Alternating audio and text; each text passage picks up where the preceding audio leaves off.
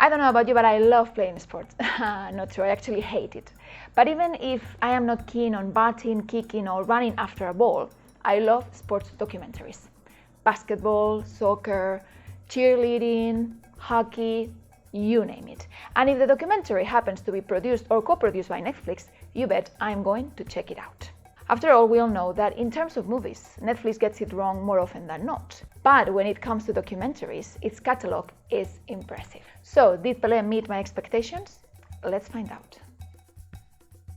Structurally speaking, this documentary doesn't bring anything new to the table. We learn about Pelé's trajectory as a soccer legend in a linear way through very interesting footage that makes it easier for us to connect with the time and place where it all happened. Besides Brazil's key games, victories and defeats, we are very lucky to have the testimony of Pelé himself and that of his old coach and teammates. And there is also the opinion of writers, journalists and politicians that were lucky enough to witness, if only from the bleachers, the great success of Pelé. However, many of these interviews don't feel deep enough to impress the viewer. Now, it is true that the documentary helps us to get to know Pelé a bit better, but you still have the feeling that they could have dug a bit deeper. I don't know, maybe by telling us a little bit more about the team that he was a part of, or by looking at the tension between Uruguay and Brazil, which I'm sure must have been a big thing back then.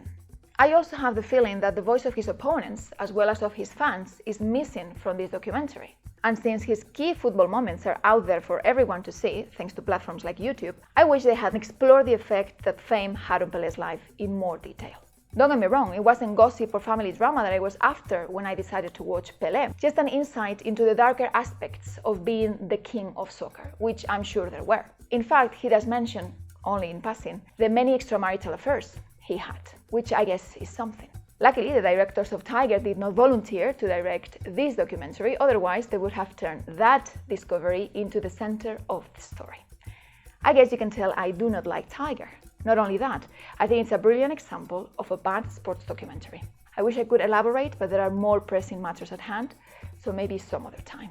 There are now so many great documentary series that invite us to get really close to small and big sports figures that a 1 hour and 45-minute documentary showcasing the highlights of a memorable career just feels somewhat superficial. Still, I appreciate that in that little time, Pelé also deals with the political situation of Brazil at the time, managing to pique my curiosity and make me want to find out more about the country's past. The two directors responsible for this light-hearted documentary are Ben Nicholas and David Trihorn, who do not have much experience in the field. However, the documentary happens to be produced by Kevin MacDonald, a Scottish filmmaker who has directed Touching the Void and Marley, two splendid documentaries that I recommend you watch if you haven't done so yet. I wish MacDonald had been at the helm of this project. Something tells me he would have done a better job. In conclusion, is Pelé worth watching? Definitely. It may not be a perfect example of what a sports documentary can give viewers, but it is still entertaining and informative enough to keep you interested from beginning to end. Now, will it ever make it into a top 10 of sports documentaries?